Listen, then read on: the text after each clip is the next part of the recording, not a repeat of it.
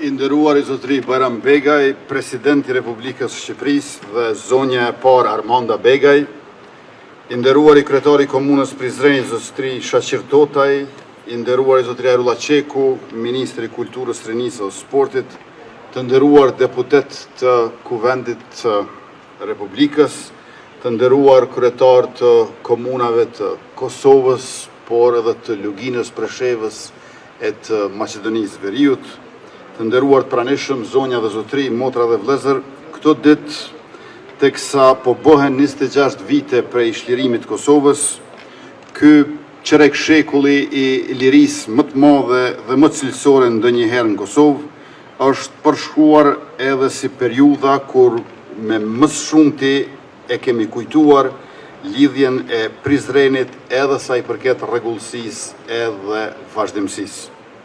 Vit pas vitin çdo përvjetor, për çdo 10 qershor, ky log ku jemi mbledhur sot bashk, na ka bashkuar për ta përkujtuar lidhjen dhe për të rigjallëruar nëpërmjet trashëgimisë së saj. Ne nuk e kemi ndryshuar kur thirrjen e kësaj ngjarje të përvitshme, e cila thërret lidhja është gjallë. Por përse është kaq e rëndësishme të ruhet dhe të kultivohet kujtimi për lidhjen e Prizrenit? Përse është kaq vendimtare në reflektimin tonë të themi se lidhja është gjallë? Po ju ofroj disa arsye, jo si autori i tyre, por si mbështetës. Autorsinë e gjendë nëpër vite në rezistencën shumë formë shet popullit tonë dhe në arritjet e shtetimit nga gjysma e kombit të mbetur jashtë në fillim të shekullit të shkuar. Organizata Lidhja Shqiptare Meselin Prizren është pika më kulmore e lëvizjes së rilindjes kombëtare shqiptare. Ajo është rilindja kombëtare në akt politik. Lidhja shqiptare, e cila u themelua këtu në Prizren në xhaminë e Bajrakut me 10 qershor 1878, paraqet një lloj nyje tek e cila përbashkohen të gjitha çështjet kyçe dhe temat qendrore të historisë moderne të shqiptarëve, dhe kjo si në kontekstin e brendshëm shqiptar, ashtu edhe në gjendjen e shoqërisë botërore të asaj kohe. E themi këtë nisur nga fakti që lidhja shqiptare u formua si organizatë politike e cila do të artikulonte vullnetin politik gjithë shqiptarëve, karshi vendimeve të Kongresit përkatësisht Traktatit të Berlinit. Lidhja do të jepte zë mendimit politik të samifrashit dhe të pashkovasës, dy emrat mirënjohur edhe brenda vetë sferës publike osmane.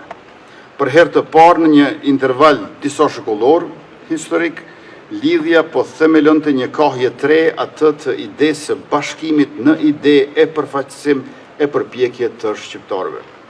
Ajo po bashkonte rreth një projekti të vetëm politik kombëtar përtej dallimeve fetare, krahinore e fisnore, numrin maksimal të shqiptarëve në të 4 vilajetet e banuara me shumicë shqiptare.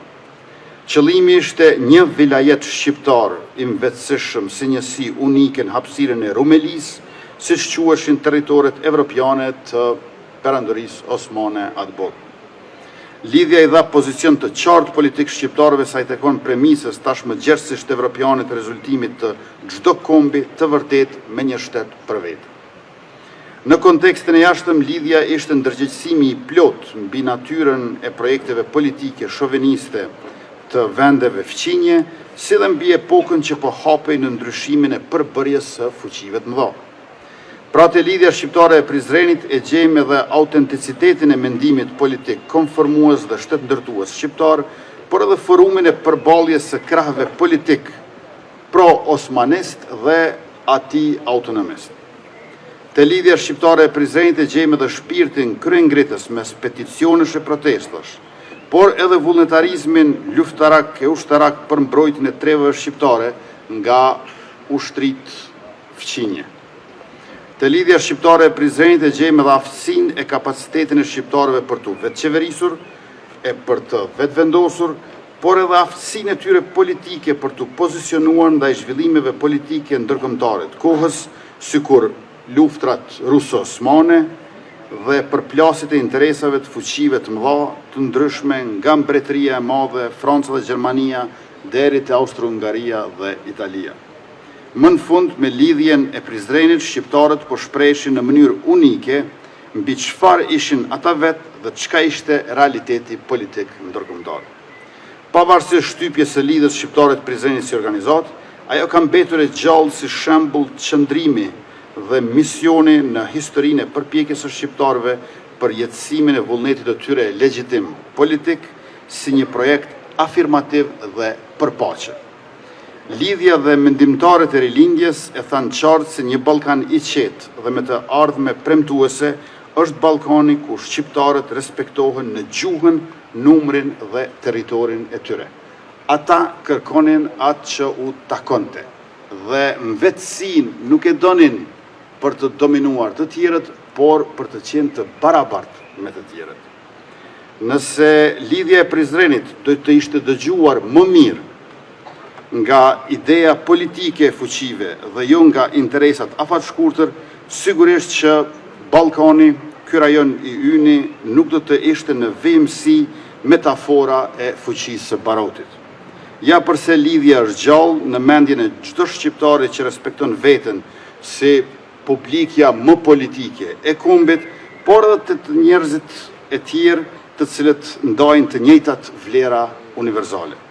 Le të mendojmë sa herë që përmendim lidhjen edhe rilindjen. Këtë lëvizje të madhe të mendimit dhe të gjuhës, të përbërë nga njerëz të një dije të lartë të shquar, të vendosur më shumë se kur përpara, një të shkuare të pashtjelluar kombëtare dhe një horizontit të ndërlikuar ndërkombëtar. Andaj i shkon një nderim monumental të tërë atyre njerëzve që e ideuan lidhjen dhe që themeluan atë në qytetin e bukur të Prizrenit. Ju faleminderit të gjithëve bashkë.